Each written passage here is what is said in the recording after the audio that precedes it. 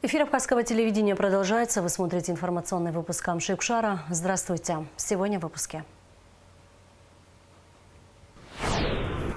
В Сухуме стартовал очный этап конкурса «Гостеприимная Абхазия».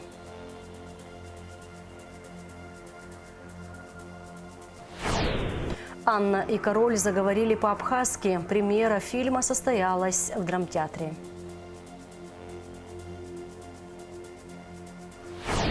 Подведены итоги конкурса «Знания лектор» в Абхазии.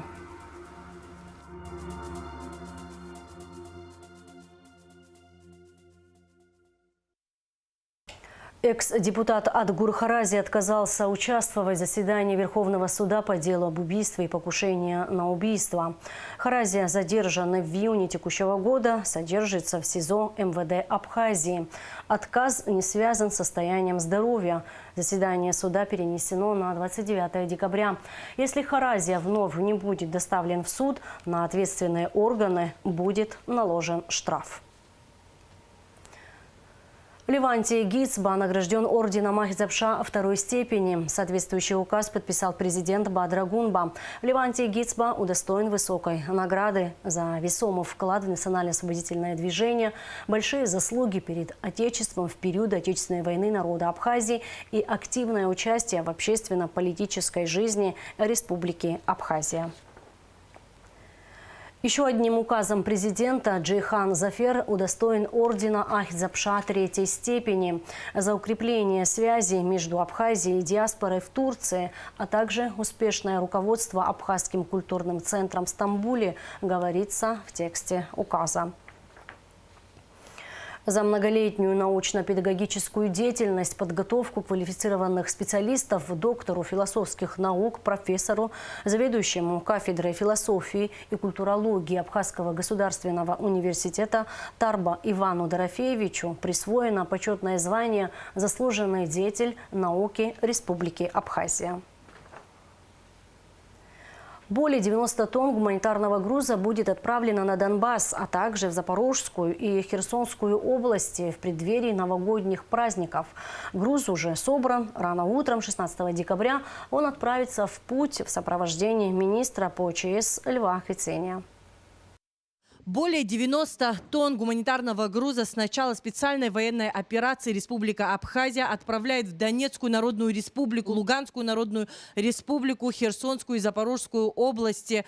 Гуманитарный груз сопровождается министром по чрезвычайным ситуациям Республики Абхазия Львом Квициня. Сегодня очередное отправление гуманитарного груза перед Новым годом. Абхазия отправляет гуманитарные грузы на Донбасс более 10 лет, с 2014 года. В этом году колонна с гуманитарным грузом в составе 6 фур отправится в новые регионы России 16 декабря в 7 утра из столицы Абхазии.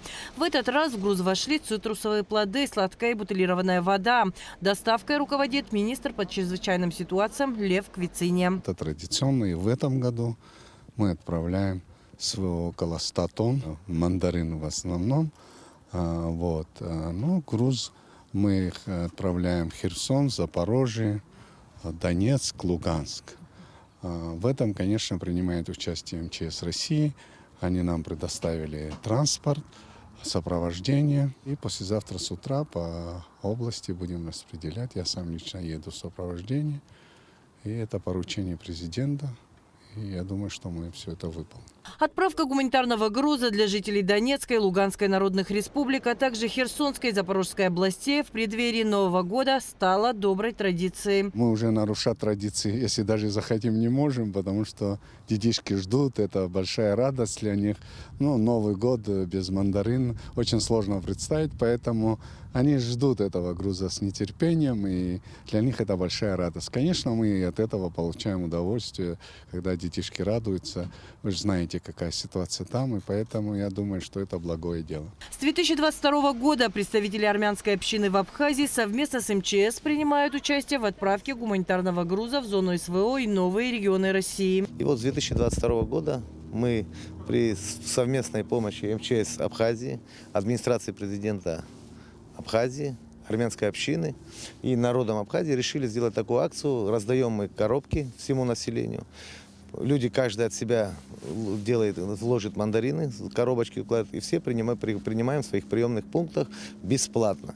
То есть народ хочет нашей Абхазии предоставить, то есть нашу акцию сделать, то, что наша страна богата мандарином, и хотим, чтобы наши мандарины были в новых регионах. Доставили детям, ребятам, кто сегодня сражается на СВО, чтобы новогодний наш подарок, праздничный подарок был на столах у солдат, у ребят, у детей. Эту добрую традицию мы будем продолжать, пока будем жить и существовать, будет Республика Абхазия, до последнего будем ее делать. Да. И, как правило, одна машина у нас всегда идет нашему батальону, нашим ребятам, которые воюют, это дикой дивизии. Поддержка жителей Донбасса, освобожденных территорий, беженцев сегодня как никогда нуждающихся в нашей помощи. Главная цель гуманитарной акции. Отрадно, что наш полезный продукт, цитрус, то есть мандарины, попадут на праздничный стол граждан России, защитникам Родины. Акция организована при поддержке армянской общины Республики Абхазия, Абхазской цитрусовой компании, при содействии властей Республики Абхазия и наших добрых, прекрасных крестьян, которые ежегодно принимают участие в таких акциях, мероприятиях. Только объединившись, мы можем достигнуть победы, мира и добра нашим гражданам. Гуманитарный груз прибудет на место назначения уже 17 декабря. Надя Сагария, Ахрамичба, Абхазское телевидение. Стартовала интенсивная образовательная программа для финалистов конкурса «Гостеприимная Абхазия».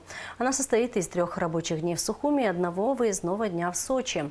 Программа включает в себя экспертные панельные сессии, дискуссии, групповую работу, обсуждение идей и инициатив. Организаторы – команда Абхазии, Россия – страна возможностей, мастерская управления «Сеняш». Все подробности в материале Аэлиты Арутюнян. Гостеприимная Абхазия – проект, направленный на поиск, поддержку и реализацию перспективных идей в сфере туризма. Участники в ожидании начала мероприятия, ведь каждый этап проекта – это возможность получить новый ценный опыт. Проект очень интересный, перспективный, дает возможность каждому проявить себя творчески, креативно и продвинуть бренд Абхазии. На самом деле в сфере туризма у нас это уже не первый проект у меня и у моей команды. И интересно заниматься, продвигать именно с точки зрения медиапродвижения Абхазию на мировом пространстве. В рамках акселерационной программы выступят российские эксперты, которые поделятся знаниями в сфере развития проектных инициатив. Научный этап конкурса прошло 80 проектов. Этот этап очень важен. Это первый очный этап, когда мы имеем возможность воочию увидеть друг друга, с кем мы конкурируем, у кого какие идеи. Но самое главное здесь это то, что не важно, какое количество у нас будет победителей. Важно то, что все те, кто сегодня дошли до этого этапа, уже будут иметь возможность получить колоссальные знания в индустрии гостеприимства и туризма в Республике Абхазия. Самое главное во всей этой истории то, что мы друг друга будем знать. Это те люди, которые завтра должны вести индустрию гостеприимства по новым путям, по новым рельсам, к новым вершинам. Участники будут учиться превращать идеи в проекты, работать с экспертами и смотреть на свои проекты под новым ракурсом, разбирать реальные истории и кейсы успеха. Здесь как бы есть, не то чтобы конкурс, да, но есть результат. Да, вы понимаете, да, что есть результат, есть там в том числе финансовые средства, которые там выделяются для дальнейшего продолжения. Поэтому, как к финишу дойдут не все, это тоже надо понимать. Потому что, кто дойдет к финишу, будет зависеть тоже только от вас. И в этой ситуации те люди, которые эту ленточку просто перережут, да, которые пробегут в финале, это люди, у которых просто будет хороший, качественный продукт. Цель данного мероприятия – образовательная система и создание сообщества лидеров индустрии гостеприимства Республики Абхазия при помощи взаимодействия со своими проектными инициативами, общими тематическими командами и дальнейшей проработкой своих проектов. У нас проекты разбиты по тематикам. У нас будет планироваться выезд на территорию Сочи, где разбивка тематик следующим образом будет сочетаться с теми проектами, которые люди представляют. То есть, если это вопросы организационного характера, организации туризма, сферы гостеприимства, создания каких-то уникальных гастрономических точек притяжения, они будут развиваться по этим тематикам и уже знакомиться с прекрасным опытом, который на сегодняшний день реализован и работает на территории курортов Краснодарского края. Один из значительных факторов программы – объединение практики и теории. По словам координатора проекта Максима Гумба, отличительная основа заключается в том, что были собраны наиболее перспективные проекты различной тематики, которые в будущем закроют все проблематичные точки поддержки в туризме, в том числе и гостеприимстве Абхазии. Это у нас будет еще второй очный модуль подведения итогов. Но история на этом не заканчивается. Дальше у нас идет этап, когда необходимо будет реализовывать свои проектные инициативы и воплощать свои идеи уже в реальную жизнь. Здесь мы тоже будем оказывать всяческую поддержку, необходимой информацией снабжать, если нужно взаимодействие с экспертами или же, опять же, при реализации своих проектных инициатив какой-то применять опыт, то мы будем это с удовольствием делать при помощи нашей большой команды.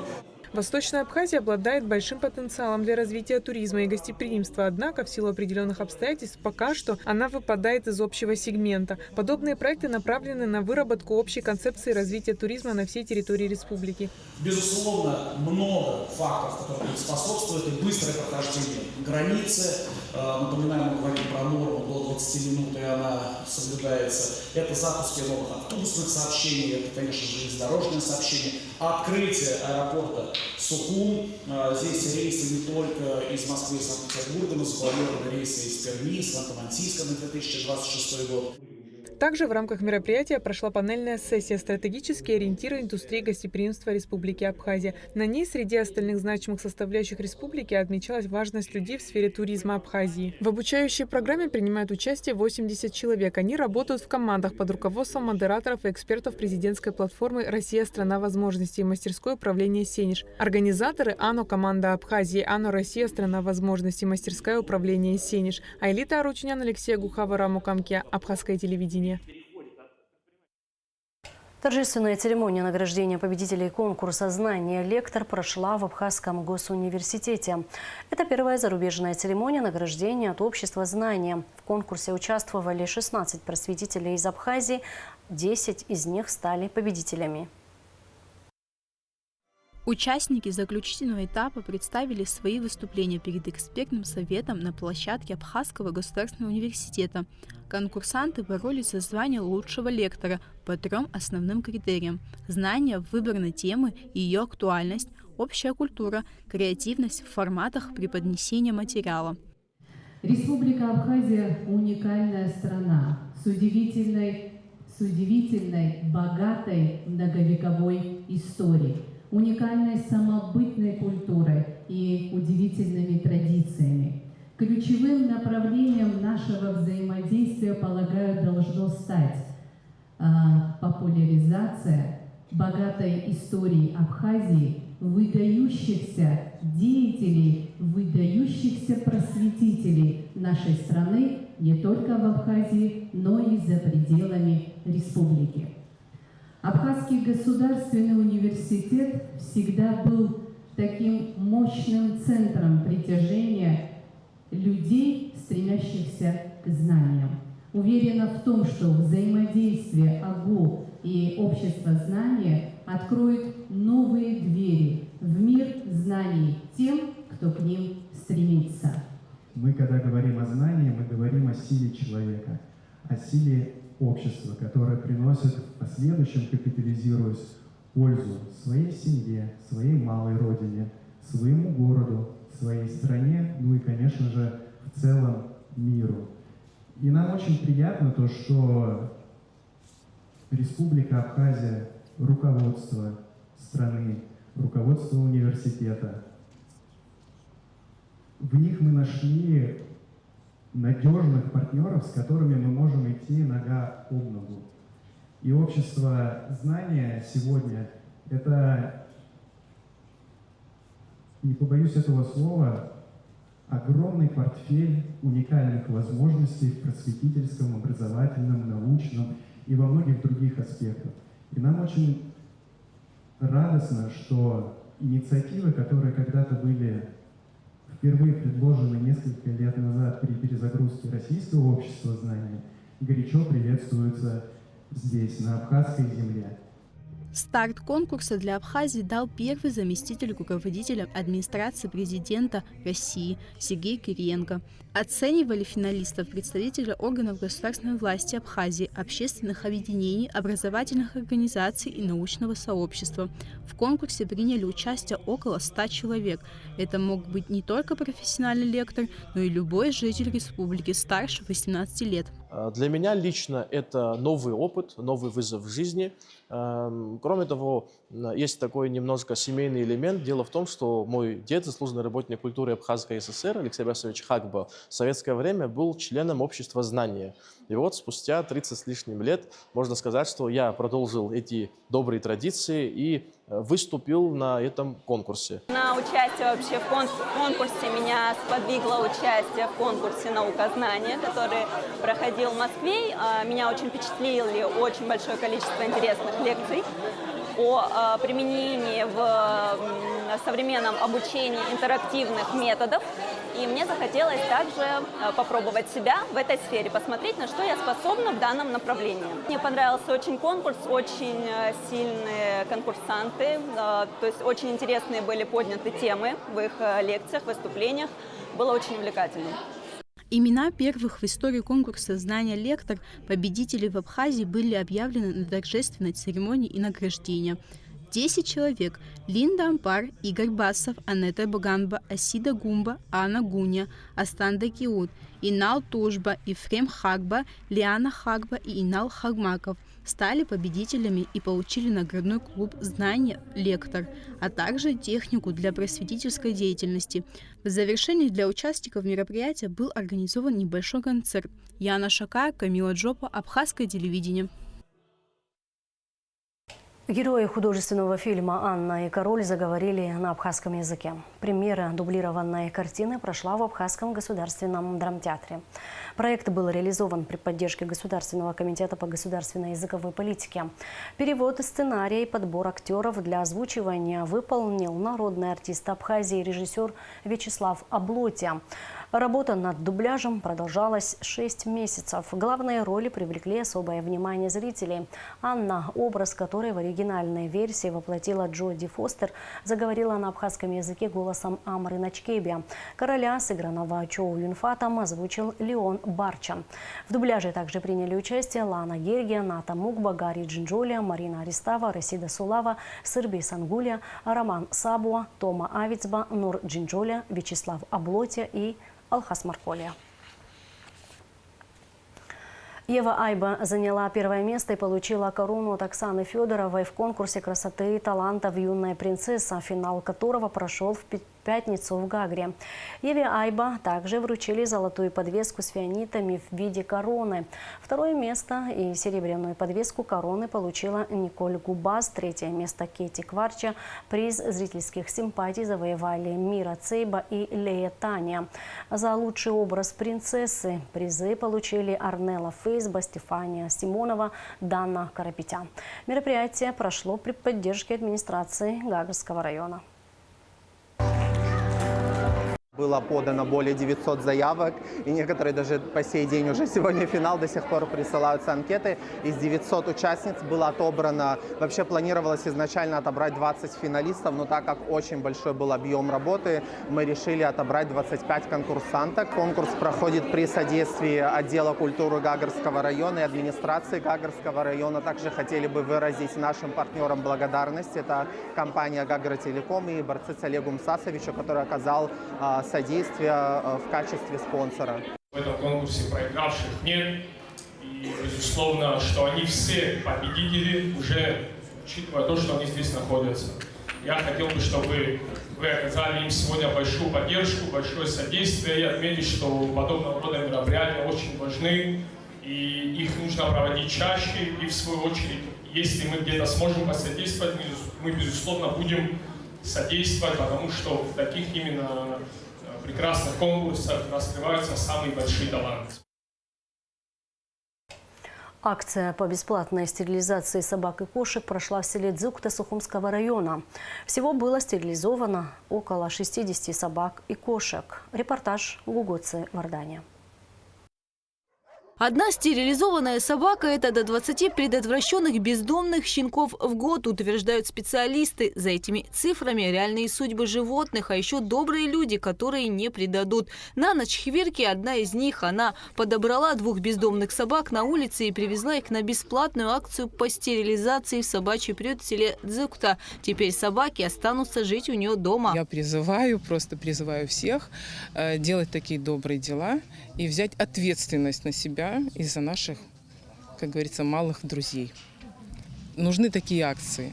Нужны акции побольше, чаще и в других городах тоже. Милана Кучуберия тоже подобрала и привезла на стерилизацию 2 бездомных собак в Нижней Шере. Она так же, как и Нана Чхвирки, надеется, что их примеру последуют и другие. Я заберу. Клички придумали, 2 собачки, Джесси и Лаки. Порода они на дворняжек похожи, не породистые дворняжки. Я очень люблю собак в особенности. 4 раза в год здесь, в приюте для бездомных собак в селе Дзыкта, стерилизуют собак и кошек. Зоозащитный фонд «Добрый город» при поддержке администрации Сухума регулярно проводит акции бесплатной стерилизации как для бездомных, так и хозяйских животных. Процедуру проводят квалифицированные врачи. В этом году это завершающая акция по стерилизации домашних и безнадзорных животных.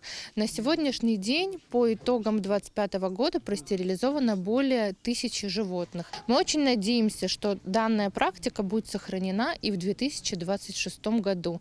Тем самым мы сможем изменить ситуацию на улицах нашего города и сократить популяцию безнадзорных животных и домашних в том числе. Такие акции будут проводиться и в дальнейшем, если мы тем более наблюдаем, собак стало на улице меньше. Мы, думаю, и в других городах уже будем такую практику применять. Но пока на уровне столицы, то, что в силах администрации, мы стараемся проводить такие работы и всегда поддерживаем такие начинания, как говорится. На следующий год у нас тоже есть какие-то свои планы, о которых мы потом уже и расскажем, и телевидению, и людям, и обществу. Как ни крути, это самый преданный друг человека. Ну, так считается, так оно и есть. С нашей стороны, благодаря администрации, благодаря, еще раз говорю, городскому собранию, мы в силу своих возможностей стараемся и в виде финансовой помощи, и в виде волонтерских каких-либо дел, потому что такие стерилизации проводятся не только в собачьем приюте, а в таких локально, где более уязвимые места. В рамках акции в этот раз стерилизовано около 70 собак и кошек, а это значит, что бездомных животных на улице станет меньше. В самом приюте сегодня содержится около 40 четвероногих. Все они ждут своих хозяев. Гугут Савардания, Нала Чхинджерия, Давид Хашик, Абхазское телевидение. Дорогу на Ауатхару из-за снегопада и гололеда закроют в понедельник вечером 15 декабря. Уже несколько дней спасательные бригады работают на пределе, вывозят людей, буксируют машины, которые застряли на сложных участках, сообщил Апснапресс директор Рицинского реликтового национального парка Адамур Багателя. Толщина снежного покрова в районе Ауатхары достигает 25-30 сантиметров. По словам Багателя, туристы и местные жители по-прежнему могут посещать озеро Рица, но для этого автомобиль обязательно должен быть оснащен зимней резиной. Движение на перекрестке улиц Басария и Агума в Сухуме перекроют во вторник, 16 декабря.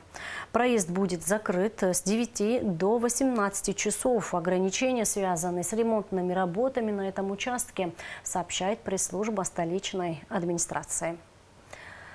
А сейчас расскажем о погоде в ближайшие сутки. По сообщению Гидрометцентра, 16 декабря в Абхазии ожидается облачная с прояснениями погода, дождь, местами возможен туман, в предгорьях и горах снег. Температура воздуха ночью 0 плюс 5, днем плюс 3, 8 градусов. Температура морской воды плюс 14. На этом наш выпуск завершен. Всего вам доброго. До встречи в эфире.